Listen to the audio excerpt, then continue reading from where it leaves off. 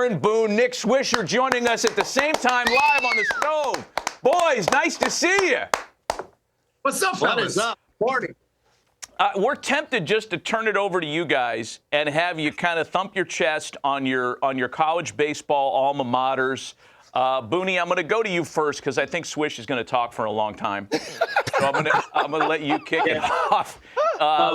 Go Men of Troy. Here we go. Well, you know what they say. They say you're a Bruin for 4 years, you're a Trojan for life. And I find that rings very true. I'm really excited. Look, I'm so excited about Andy Stankiewicz going into his second year now as head coach.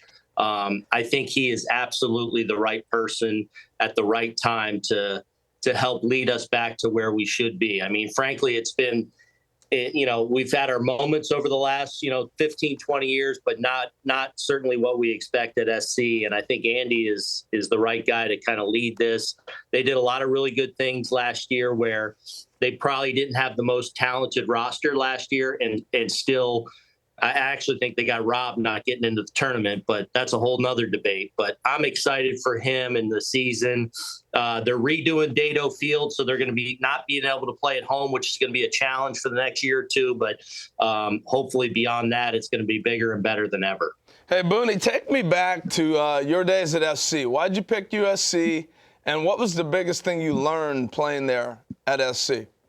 All right, so when I was in seventh grade, I became a huge Trojan football fan. And Rodney Pete to Affolter in the end zone to beat UCLA. I was such a Rodney Pete guy. And then Brett went to SC and was a teammate with Rodney. Rodney was a really good baseball player, really good third baseman on that team. And so I got to know the program so well while I was in high school, while Brett was in college. And so I got to know Mike Gillespie and the whole coaching staff so well. And then, Mike Gillespie, who we lost the last couple of years, just such an important figure in my life and in my baseball career. It was three of the, some of my favorite years of my life. Great friends. We played on some really good teams with a lot of really good players. And I'm forever a Trojan, and forever it's in my heart. Yeah, that's good stuff, man. No doubt about it. And it's so influential when you're like 7th, 8th grade. That's what's happening It's true, man. now. It's true. All right, Swish, Yeah. We know you're sitting there going, I'll let him have a minute. Talk to us about your Ohio State Buckeye baseball program. Talk to me, guys. I mean, listen, if you are a Northern school player, you know how exciting the first trip of the season is. First 5 weeks of the season for us are on the road. 20 of our first, 50 games we play are going to be on the road, so it's definitely going to be a challenge for us. But listen, us too, we have a head coach that's coming in and a manager that's coming into his second year as well, and Bill Mosiello. And I think you remember him from TCU. He knows a lot about the major league game as well. Obviously, he was Mike Trout's manager in the minor league for a couple years. I think he's managed over 100 Major League Baseball players. And the thing that I really, really appreciate about what he's doing with our program is he's walking into these homes of these kids and he's looking them square in the eye and telling them, if you want to play in the big leagues, Ohio State is where you need to be. Woo! And for someone like me, who has my name written all over that outfield wall. Yeah, we know. We're going to show some video of that. You can talk while we show video. You invested heavily in this program. Big time. And now with the NIL monies going up as well, look at those sideburns back in the day. How bad were those? Anyways, I just think in general, for all of us at Ohio State, all of us alums, baseball hasn't really been, the top of where we are at our university. So I think for all of us, we want to get ourselves back to that. We've had some notable guys drafted over the last couple of years. We got some guys knocking on the door right now of getting themselves onto some big league teams. Last year, 31-25, maybe not the best year for us, but we're trending in the right direction. And with Mosiello's passion and his commitment to Ohio State University, I could not be more excited where he's about to take this program. Hey, you know what I want to hear? I want to hear, because I love hearing stories about, guys who we remember as big leaguers, you two guys specifically, but a college baseball story that we don't hear a lot in regards to your own career. I'll give you an example. Cal versus Stanford. and Ed Sprague getting hit by a pitch and bench is empty and there's bad feelings for like 30 years, something like that. So take us back to the Pac-10 days, Booney, early 90s. I think Jim Campanis was gone by then, wasn't he? He was gone. Yep. Maybe like did Cirillo chirp and then benches cleared against Arizona State? Give me one of those. All right. Yeah, so back then it was the six-pack. Because in baseball, you only played the two Arizona schools, SC, UCLA, Stanford, and Cal. So Arizona State and USC, I mean, could not stand each other. There's a famous fight when my brother was at USC between Fernando Vina and the entire SC team. And it actually, when I go play in the fall league and you would go out at night to different bars, they would literally, on one of the places we used to go on a loop, there was this fight. You guys got to be able to pull it up at the MLB Network. I'm going to say it's in the late 80s, early 90s. Fernando Vina in Tempe, a major brawl. I'm talking blood on the eyes type stuff. I'm talking Dusty Raring, a Trojan, chasing Fernando Vina in the outfield.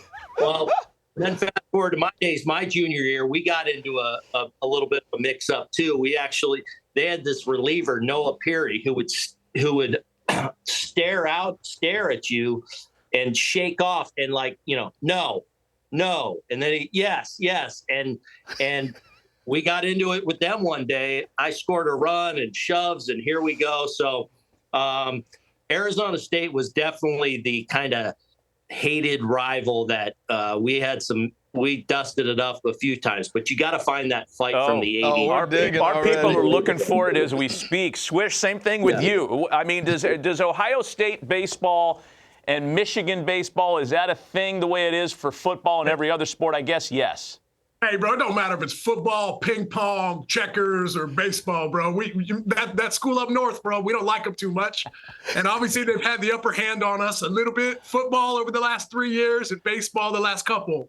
So we definitely need to change our ways. But I think the one thing for myself is, as much as I do have a lot of hatred for them, I've got a lot of pride for them as well. It's nice to see Big Ten schools really kind of putting themselves to the front. You hear so much about SEC in the sport of baseball. It's so nice to see some schools like, Michigan and Indiana really kind of stepping themselves up, as well as Ohio State putting themselves to the forefront, You'll never hear me say some of that junk about UCLA. Absolutely. Absolutely. Pride for UCLA. Pride. Come on, man. Hey, I'm just saying. Hey, we want to roll. We found the Vina fight already, Booney. We're going to roll it for you. I don't know how long it's been since you've seen this, but I'm told that our guys found it. Great job by everybody. Here we go. Pay no attention to here we go. Arizona State against USC. Sun Devils leading 7-0 when SC's John Jackson. That's John Jackson, by the way. And there you see that's John Jackson hitting. Pitch anyway. The wide receiver and center fielder. Yeah. Charges the mound. Umpire Jeff Jenkins tries to stop him. Both benches empty. You don't see this very often in college baseball. Mark Smith, number 25. Nearly an hour. Take it away, Booney. You can talk. An hour. Look at JJ. And watch this ball. Oh, here we go. Here we go. It's going to end Here we go. in left field. Now the USC players see most. Oh, who's that guy? Who's number 20? Shortstop Fernando Vina. I don't know. Here we go. That's Dusty Raring chasing Fernando. Really Fernando's ready to fight. You know that. And Nino Vina wanted to take on the entire team. Number 50. Yeah, he's the instigator. That's Woody Woodpecker. He's out there, just. Watch this straight for the offensive line. That's Damon Buell tackle. Oh, this is unbelievable. See, we're always thinking football too at SC. So we have our tackling drills going on throughout spring camp as well. Boy, that was more than we bargained for. Holy cow! Hey, I want to end it with this, or maybe we can keep going a little longer. I got one question too. The fact that we're talking about the same conference now. I still can't get used to USC, UCLA being Big Ten schools. How do you guys feel about this weird world we're in? Hey, one thing I can tell the Booney, hey, listen, man, if you needed a place to come, hey, the Big Ten will take y'all, man. You guys need a little extra money, a little extra help. The Big Ten, we got you, Booney.